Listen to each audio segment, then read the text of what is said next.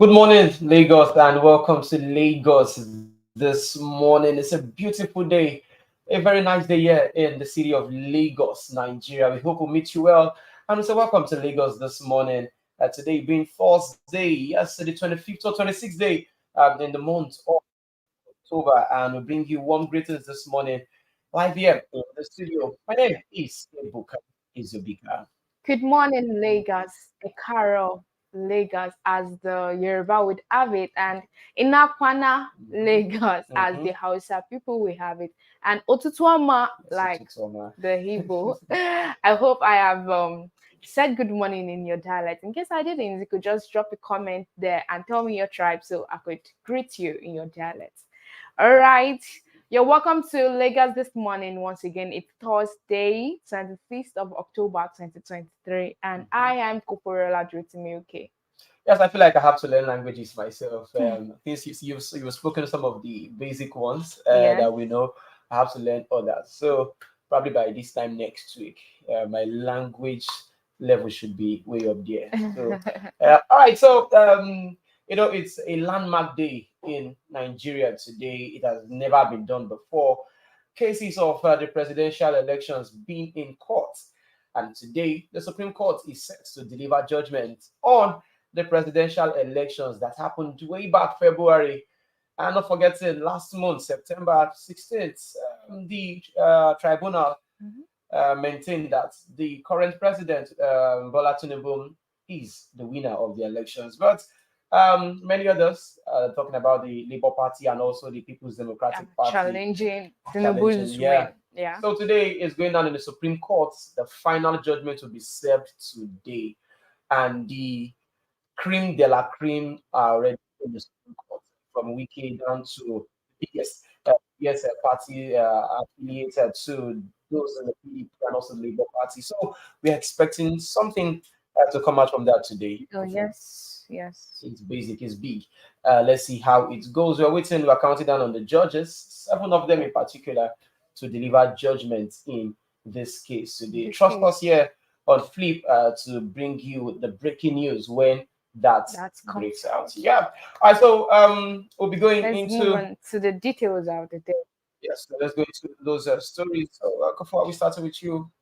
Okay. All right, we go into the headlines. We have why we choose foreign-made SUVs over Nigerian-made SUVs. Senator Kami says. Moving on to other stories that Lagosians are talking about. Silva writes INEC seeks immediate withdrawal of amended candidates lists. House rejects motion seeking members to pay WAHEC, NECO, JAM fees for constituents.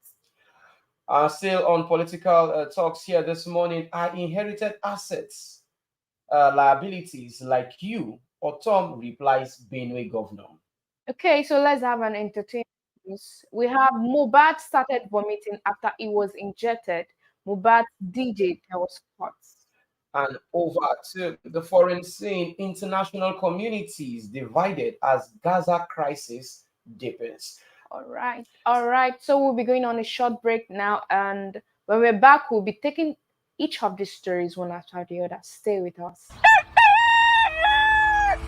100 Naira, that's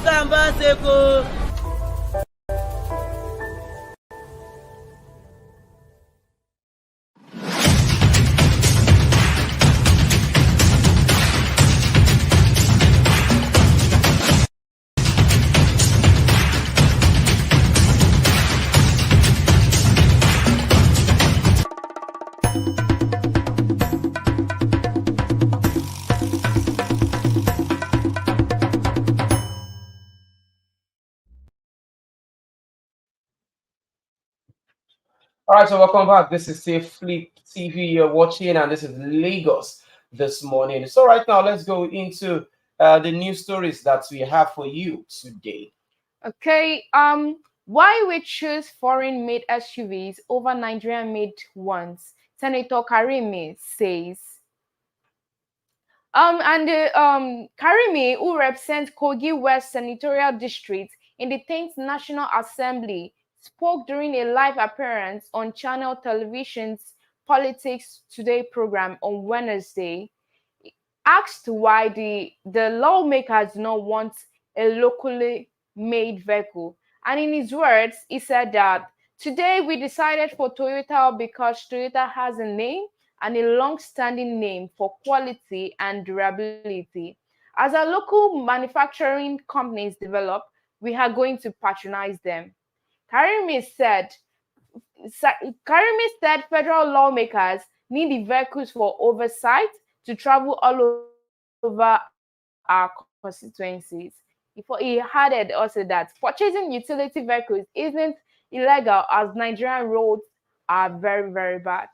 If you look at Nigerians' roads all over the federation, we have serious problem because nothing much has been done in the last years. Most of our roads are terribly bad, he said. All right, what do you think? It's very funny. Yes. This is his excuse why he's saying that these are the reasons why we had to buy these kind of vehicles that we are using. 360 of them, both in the upper and the lower chamber, brand new Prado SUVs. Now, Foreign made. Now, part of the things we are talking about is growing Nigeria brands. And these same SUVs they are getting for themselves, it would have been a different kettle of fish entirely if they had invested the money into getting made in Nigeria. Because we have companies in Nigeria here. I can mention 3 companies off the top of my head in Nigeria that have this same standard of cars that they are currently purchasing. And another thing is this money they spent on these cars. He mentioned it there that they opted for Toyota because they already have a name. Now, how would you want the made in Nigerian cars to have the confidence to promote more? If we are going to promote the Nigerian brands, it means that those at the upper echelon need to show us that confidence. Because if our speakers, our senators are using made in Nigerian vehicles, it would bring the confidence for others in the country to also patronize made in Nigerian vehicles. But if you are the top, I saying that you don't trust them because they don't have that name. See, because they don't have the name, that is why you are going to those that have the name. How did those ones get the name they are using today? Because somebody trusted them, have had the confidence in them. So if you want to build Nigeria brands, this excuse is given right now. For me, it's okay. So let's also take a look at another reason he gave, which is most of our roads are terribly bad. Oh, so the senators are also aware that our roads are very bad, and then they are opting for higher vehicles. So we now we have to hustle hard. What did they have to say about the common men that cannot afford to buy all those bigger SUVs? The common man should hustle hard to get bigger SUVs too, because they can't drive on the road. Or we should use our common vehicles, our Camry. Then whenever it spoils due to the bad road, we spend a lot of money to repair. The things we hear on dailies is basically laughable. Let me put it that way. That because our roads are bad, that is why they are getting these vehicles. So now you ask yourself, so you know the roads are bad, so who should fix the roads? We have elected you into these offices to make rooms for you to do what? To do these roads. I think the objective of leadership has actually been tampered with, because this is not how it should have been done. They are not.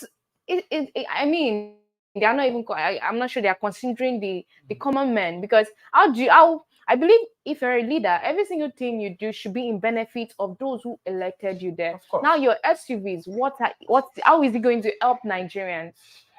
How? Indirectly, this is saying that, well, let's wait for a long while because those roads will not be fixed. But yes, that's what it's indirectly saying. Those roads would not be fixed because they already have an alternative. They have an option because we have higher cars. Yeah. So these cars can go on gallops, we feel it. And so let's just keep going. So while they drive, it's like almost all of them, if not all of them, have drivers. So they just sit behind, pressing their phones, going on their normal journey. So indirectly, he's saying that we have opted for these higher cars so that for the next 4 years, nothing would happen and these cars, will serve its purpose. So for everybody that is watching right now, hustle hard and get a higher car. And do drop your comment on what you think about this. So let's hear your view about that as well. All right, let's move on to the next story. Okay, so other stories making the rounds. Silva, the past governor of Bayelsa State and also a one-time minister in the country, mineral resources, seeks immediate withdrawal of the amended candidates list. Now, an APC chieftain, Timipri Silva, has written to the Independent National Electoral Commission, INEC, demanding the immediate withdrawal of the amended candidate list for the November 11 governorship election in Bayelsa State. Now, in a letter addressed to INEC through his counsel Ahmed Raji, the immediate past Minister of State of Petroleum Resources, accused INEC of being prejudicial. Silva's name was excluded in the amended list of candidates running for the election released by the electoral umpire on Wednesday. Now, this followed the disqualification of the former Bayelsa governor by Justice Donatus Okoro of a federal high court in Abuja on October 9, 2023. Now, according to the judge said that having been sworn in twice and served 5 years as governor of the state, it would breach the 1999 constitution as amended if Silva is allowed to contest again. He also declared that Silva was not qualified to run in the November polls because if he wins and is sworn in, he would spend more than 8 years in office as governor of the state. Now, not satisfied with the judgment, Silva approached the Court of Appeal through his lawyer Raji to challenge the decision of the courts. I just see from this story, all I see is power, the hunger for power. Honestly, he has been governor at a point, although I think the first term was cut short based on court issues. So that is why he is saying, yes, my first tenure, I didn't finish it. Okay. So that's why he's having a shorter spell.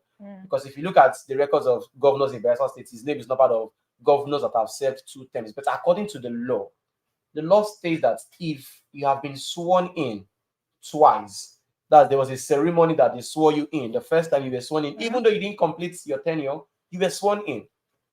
Now, it states that if you have done your tenure for 2 terms, you were sworn in 2 terms, as a governor or as a president, you cannot continue. Example, now the governor of Lagos, this is his last tenure. He has done the first one, he was sworn in.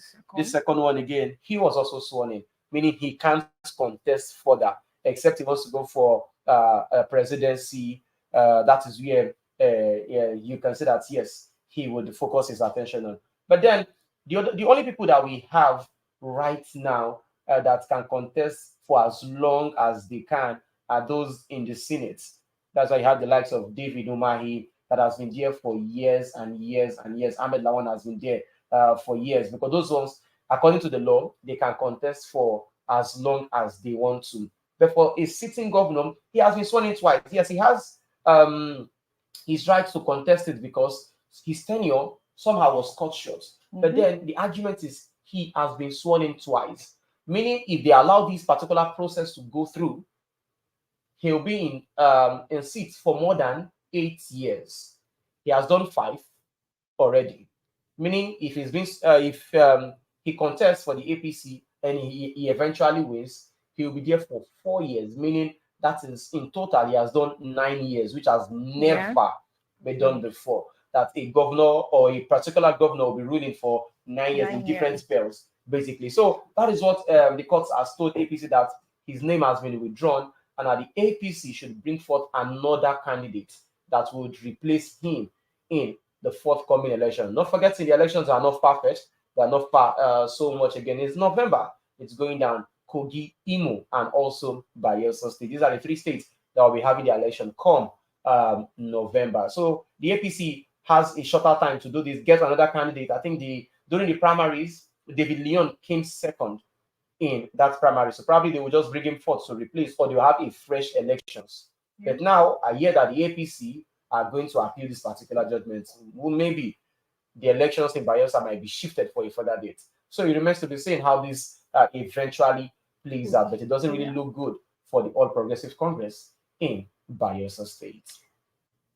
Okay, moving on to the next story, we have House rejects motion seeking members to pay WAEC, NECO, JAM fees. That's the House of Representatives speaking on Wednesday had rejected a motion urging members to adopt at least one public school in their localities for the purpose of paying registration fees for students sitting for the West African Examination Council, that's the WAEC, National Examination Council, NECO, and Joint Admissions and Matriculation Board Examination in Public School, that's JAM. Trouble started when member representing Esako Federal Constituency, Edo State, Anamero Dekeri, moved a motion on the need to compel JAM, WAEC, and NECO examination bodies to register students for free for the 2023-2024 examination exercise. Dekiri premised his motion on the need to assist poor parents in the education of their children, noting that the prevailing economic situation in the country has made it difficult for many parents to afford the education of their words even in public schools. Dekiri further said, the House notes that one of the major challenges of the low-income earning parents is the education of their words, particularly in payment of examination fees, and urged his colleagues to prevail on the Ministry of Education to declare 2023-2024 WAEC, NECO, and JAM registration free to enable the common man have a direct benefit of fuel subsidy removal palliatives. He further called on the House to urge the Minister of Finance, Budget, Economic, and Financial Planning to come up with a robust framework that will give the poor masses a sense of belonging in Nigeria. House Leader Julius Unovebere, while supporting the decree by way of an amendment to the motion, prayed members of the House to take it upon themselves to adopt at least one public school, secondary school, particularly the one they attended, and pay off their examination fees. This, he noted, would count as corporate social responsibility on their part. Well, I think that's a sweet story. You know, in those days, many of these members of that are representing these various constituencies at a time we are lucky enough to be in an era that there was free education. Many of them attended schools for free, both from primary to the tertiary university institutions. Then it was called form or grade. That's how it was called back in those days. Down to when they are finished schools. Now, them saying this, go to your constituencies, adopt one constituency or a school in your constituency, and pay for exam fees. I think it's not far-fetched. It's something that they should even do as a CSRO, community service responsibility. That they should do it for them. Yes, that okay, at least because many of these people in these constituencies are going through a lot. The increments in school fees, even though some government schools should be free, but we know that many of those schools too, no matter how free government school is, there is a bit of payment in these schools. So you coming out to say, okay, if it's a time for GCE, if it's time for WAEC or JAM, you go to a particular school and you pay for them. I don't think it's far-fetched for them. At least if you can get it's a good thing. It's good, yeah. It's what some common men in Nigeria here need, especially parents who are not able to fund their works for their examination fees, because we have a lot of people there, they finish secondary school and then they can't take JAM, they can't afford that because their parents is not able to afford, and then they have to stay at home for a number of years before they further their education. So it's a good it's a good one actually, and I don't think it's beyond them to do. Yes, it's not beyond them to do. It's something they can keep doing. Now, don't forget that you can also go on the comment section there to drop your comments concerning the issue we're discussing, the matters concerning, yes, the senator that came out to defend the SUVs and telling us why they opted for foreign SUVs.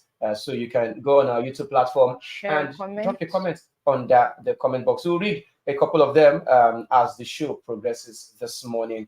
Now, on to other stories now. Let's talk about what is going on in that state, talking about Benue State.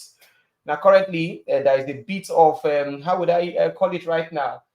Borrowing the words of Patrick Obayabo, Higi Haga, going on between the former governor, Samuel Otom, and also the current governor of the state, Reverend Father Hyacinth Aliyah. I don't think he has been finding it easy being a Reverend Father that he is coming into government in the state. Now, he has been complaining of lack of funds, that there's so much money. In fact, he complained at the point that when he got into office, that there was nothing on ground, no money at all.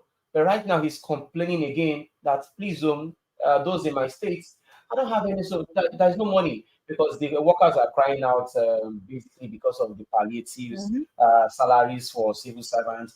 But right now, the governor is complaining that they should hold the former administration under the leadership of Samuel Otom.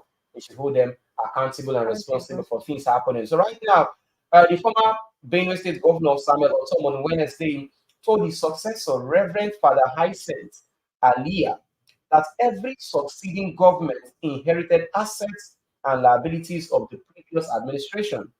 Otom, who spoke in a statement issued by his media aide, Seva Akase, advised Aliyah to stop hallucinating and to focus on how to use huge funds accrued to his administration from the Federation accounts to address development challenges.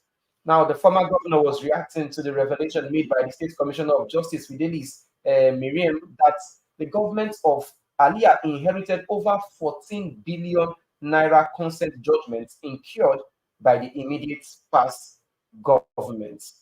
Now, Miriam explained that the judgment debt fell into garnishing, which all bordered on several unpaid contracts and 34 months of unpaid pension, meaning in that essence that the state is broke. Yes, let me put it that way, that yes, the state doesn't have money anymore. Right now, Tom is telling the current governor, my fellow colleague, eh, when I came into the state also, I met something like this and I handled it. So you coming in now, saying that you to try and handle it the way I handle it and pass it on To the to, next to the person next person. It's just like they say, do your best and leave the and leave the rest. rest. That's what is going on right That's now what I'm just in trying to Benue say. State. I don't know how they would finally come to a completion about this issue because they've had these crises. They are both from different parties, and there has been it's been heated between Reverend Father Hyacinth Alia and as a Reverend Father.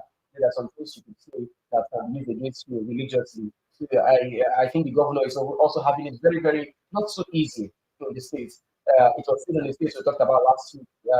Bank robberies happened in Otupo area of Benue State, and the government is trying to, see how you could go through those particulars. Hopefully, that they can find a way to go into this particular level. Okay, so let's move on to the next story we have here is Naira appreciates against dollar for the first time in 3 weeks. Naira on Wednesday appreciated against the US dollar on the unofficial parallel market, commonly referred to as the black market. In afternoon trading, the exchange rate was 1,300 naira per dollar, representing a 0.76% increase, 10 naira, compared to the 1,310 rate recorded on Tuesday on the black market. The persistent foreign exchange pressure exacerbated by the naira reaching as low as 1,310 per dollar showed signs of improvement on Wednesday as demand slightly eased. You know, the most recent instance of Naira appreciation occurred on October 3rd, 2023, when it increased by 0.79%, that's 8 Naira against the US dollar. Then on Tuesday, the Naira experienced a significant 6.86% depreciation after having strengthened by 1.85% against the dollar on Monday at the Nigerian Autonomous Foreign Exchange Market, NAFEM. Well, So, we can say that's good news. yeah, A bit of good news at a least. bit actually, just 10. The exchange rate was 1,310. Right now, 10%. You can say 10% tax has been taken off from the. It's a good news. Yeah. We should rejoice. You know, hopefully it gets better. It gets better, yeah. Because it's not easy for the common man out there right now. I saw a post of so many businesses. In fact, you know, my heart goes out to business people that have businesses that especially those into the importation and exportation business.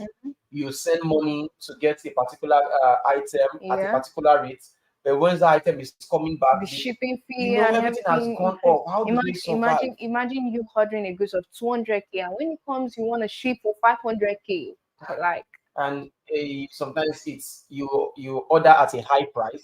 Imagine those that ordered something when it was 1,310. Yeah. Now it's coming back. It has fallen down to 1,300, meaning you have to sell it at that particular rate. You see a bit of loss there coming in. Hopefully it gets better at 1,000. We should not be celebrating 1,300 for the exchange rate per dollar. But then our little wins, we have to celebrate that also. The step that what have they done right that made the rate drop? We're urging them to continue whatever it is they did right. We should at least keep it up in this particular instance. Okay, so what we'll do right now, we'll go to some of your comments and read a bit of the comments that we have pouring in concerning our topical issue for today.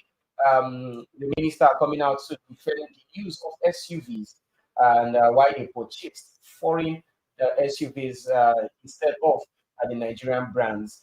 Now, we have a comment. Yeah. We have a comment from Emmanuel. It said, "Why can't they use the money to do the road so they can buy a cheaper car?" He also said that the people they make me laugh all the time. Yeah. I think that makes sense, though. You're very valid. Very valid. Why can't they get made in Nigerian cars, which would be at cheaper rates?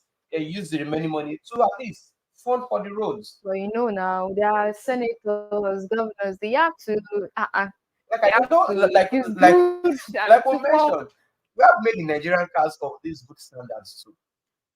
The thing is, they always want to go for the higher thing. That is why I said earlier that the main objective of leadership has actually been tampered, because they didn't consider the interest of the people, of the common man. They just went for their own interest of that's using a bigger car. I think they also consider their own interest too. If we start driving small cars and we have accidents or our car breaks down in a place and hoodlum comes to carry us, so we have to be safe. But if we're safe, you will be safe. If we're not safe, you are not safe. So well, it's one of those things. Okay. Majid is saying, when I saw the excuse about what they gave, I was in pain. At the same time, I was laughing because what is the meaning of bad rose? No shame at all. With the crying emoji there. My brother, I feel your pain. I feel your pain then. Yes. Guys, but don't forget, feel free to still drop your comments on the comment section there. Let's also feel your pain. If probably you have a bigger vehicle too, because it's not just by getting the bigger vehicles. There's something we are just basically not discussing. It's not just for them getting the cars. You ask yourself, who is going to fuel the cars? Which money are they going to use in fueling these cars? Yes, because we know that fueling these cars will not come from their pockets. Yeah. Right. Yes, it's not coming from their pocket. It has to come from the government's coffers. And do you know how much that will also cost? They have to fill up. So those are some of the things that we have to consider right here on things going on currently in the country. All right, so before we go back to some of your comments, let's move on to the next story, which is entertainment. Yeah, we have Mohbad. Mohbad started vomiting after he was injected. Singer's DJ tells court. The late singer Ilerioluwa Aloba, known as Mohbad, Dick's jockey Ajise Giri Ayobami, who was with him before he died, told the coroner inquest in Ikorodu looking into Mohbad's death on Wednesday that the deceased started vomiting after he was administered an injection by a nurse. He said he vomited the noodles the late singer's brother, Adura Aloba, prepared for him.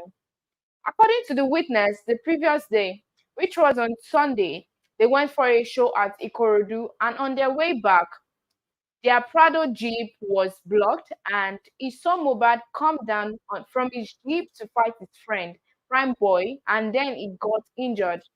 Ayobami also told the coroner court that the wound was a small cut on his hand, but by the time they got home at midnight, the hand was already swollen. He stated that they tried to call Mohbad's personal nurse, but she said she was not around.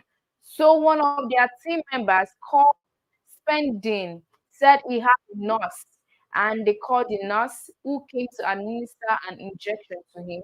Ayobami said Mohbad was very fine before the nurse came, but slept before he was injected.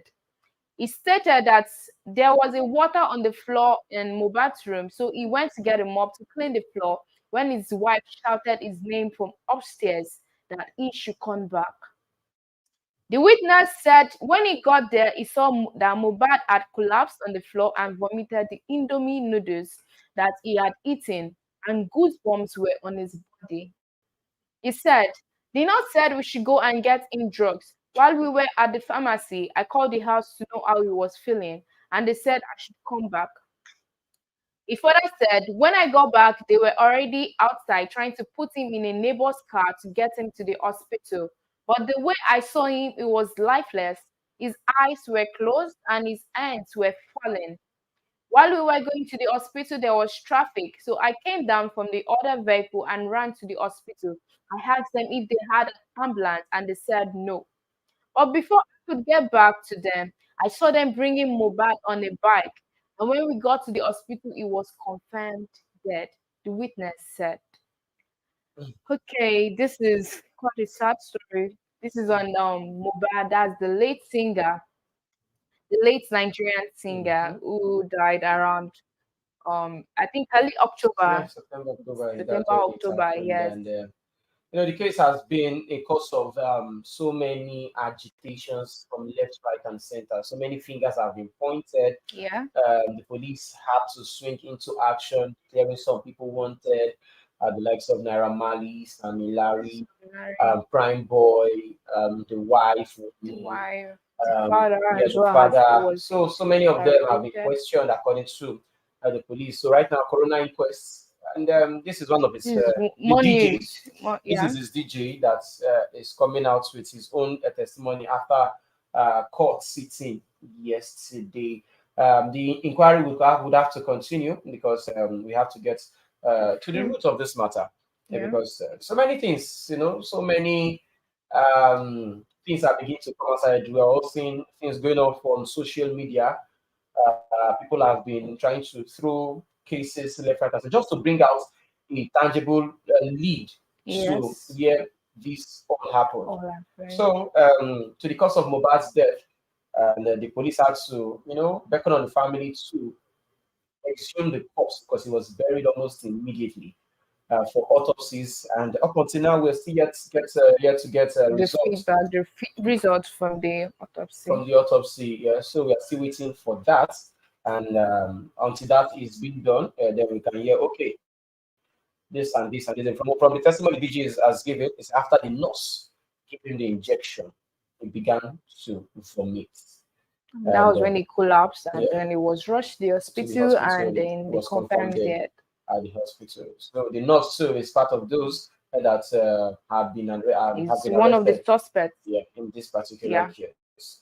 So we wait. We wait, and we really hope that at the end of the day, Mohbad gets justice. Justice for Mohbad at the end of the day. That's just And then I would like quickly want to like give some kudos to Nigerians that came out for the candle nights for Mubad and everything. The support, not just in Nigeria, everywhere. Yes. Even some football clubs too. Yes, had to show they gave him support. tribute and everything. It's really amazing. This All right. to be done to a young man, 27, and is 27, very young. And I believe that we'll get justice at the end of the day. Okay, so let's move on to our foreign news. Yeah. Now on the foreign scene, that is where we're going into right about now, and as it is, in Gaza, that is where we are going to write about. Here, Gaza, it's all about the war, the deadline, and also if there'll be a ceasefire between Israel and Hamas. But the talks of a ceasefire is going to be long for a moment. The United Nations agency in Gaza says it will have to halt aid operations within a day if fuel is not delivered. And what the organization says would mark the end of a lifeline for civilians. While some aid has reached Gaza through Egypt, those deliveries included food, water, and medicine, but not fuel. Israel has refused to allow fuel to enter into Gaza since Hamas' brutal October 7 attack, saying it would only be used by the militant group to fuel its fight against Israel.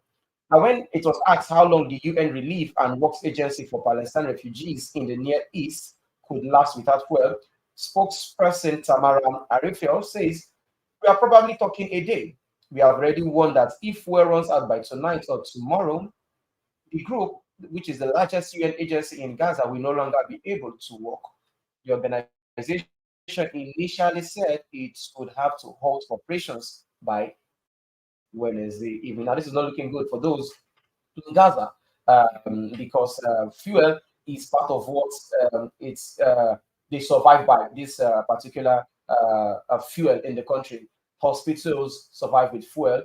The houses that have managed to survive the shootings and also the bombings, they also work on fuel. And without fuel, many of the vehicles would not work. Now, Israel are withholding fuel because you know that with fuel, Hamas would have a bit of firepower to engage them when it's time for war. But then, so they are trying to use the advantage to Hamas's disadvantage, and which in turn endangers the lives of civilians at the moment. So like I said, we have to pray for a ceasefire at a point, or at least Israel should just allow civilians in Hamas and in Gaza basically, in the Gaza Strip, allow them to go to neighboring Egypt and allow those injured, especially the civilians, can have something to hold on to. At least if it's food, if it's water, because I also heard they've seized water supply coming in at this particular point in time. So we hope for a ceasefire very soon, and hopefully it would work very well for them as it goes on. At this point, we have to go for a short break. After the break, we come right about now, just to see how we can round up the show. Don't get anywhere. This is in Lagos this morning. 100 Naira, that's ambassador.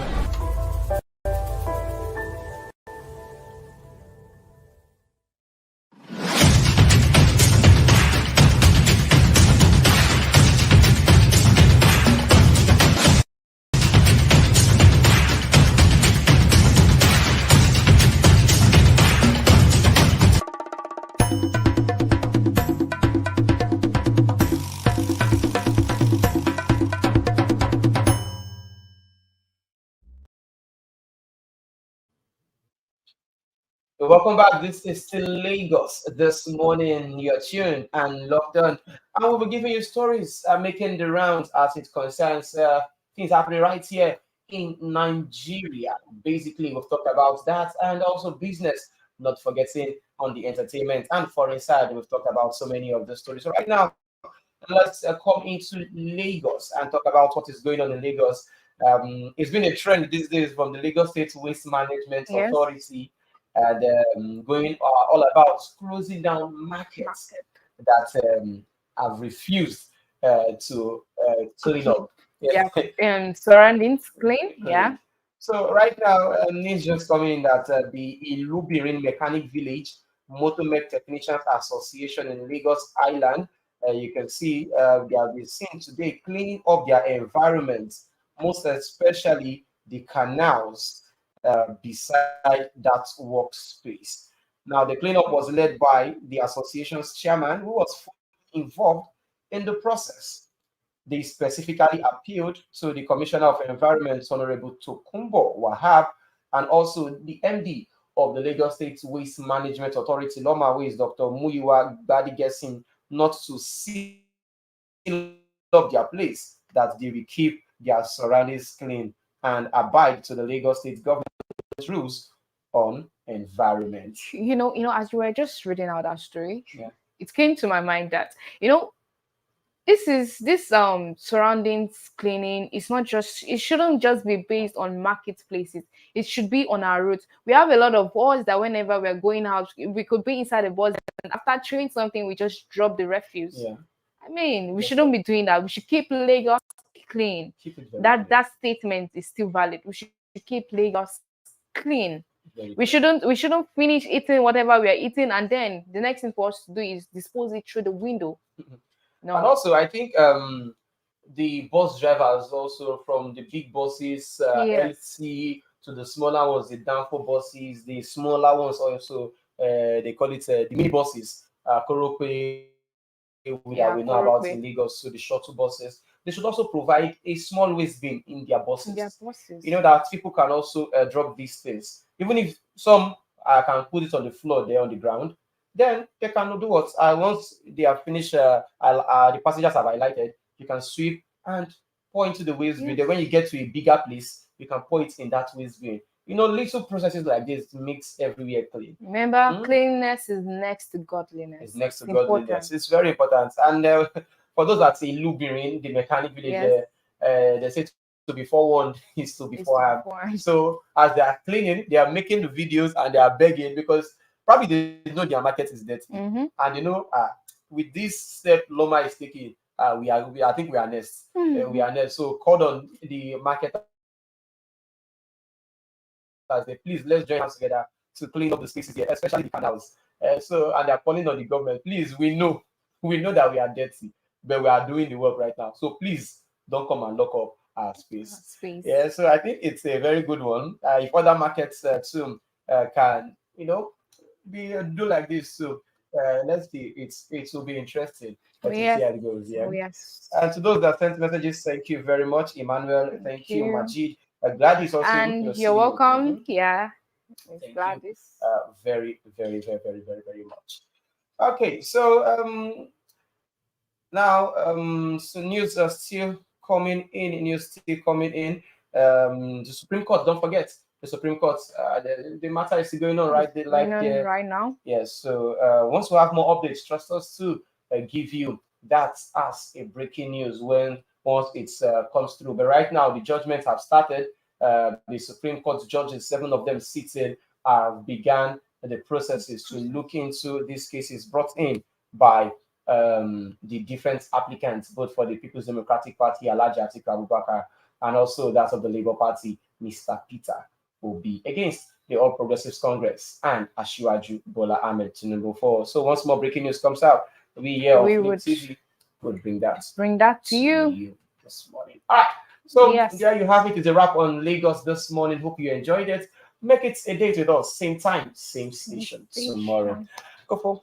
Yes, and that is all we have for you today on Lagos this morning. If you're a new viewer here and you're yet to subscribe to our channel, do subscribe to our channel at Flip TV and Flip TV Plus for you not to miss on any of our updates. And in case you want to reach out to me, you can reach out to me on Instagram at Duro_Timike and on Facebook at DuroTimi. And if you want to reach out to my partner, you can reach out to him on. It's at Ebuzman, EBUZMAN, or if you like, EBUZMAN on Instagram and all platforms, basically. All right, and as we go on with our talks today, I pray that God be with us, and then I want us to always know that we should choose joy over everything. We understand that the situation of the country right now is not something to give us joy, but let's always decide to choose joy over everything. All right, before we go quickly, let me just read this out. The People's Democratic Party interlocutory application to bring in new evidence. Yes, President Tinubu, Chicago State University certificate. Now, the ruling on that, the jurisdiction of a court is authority. It cannot be assumed that jurisdiction can be conferred on the court by parties.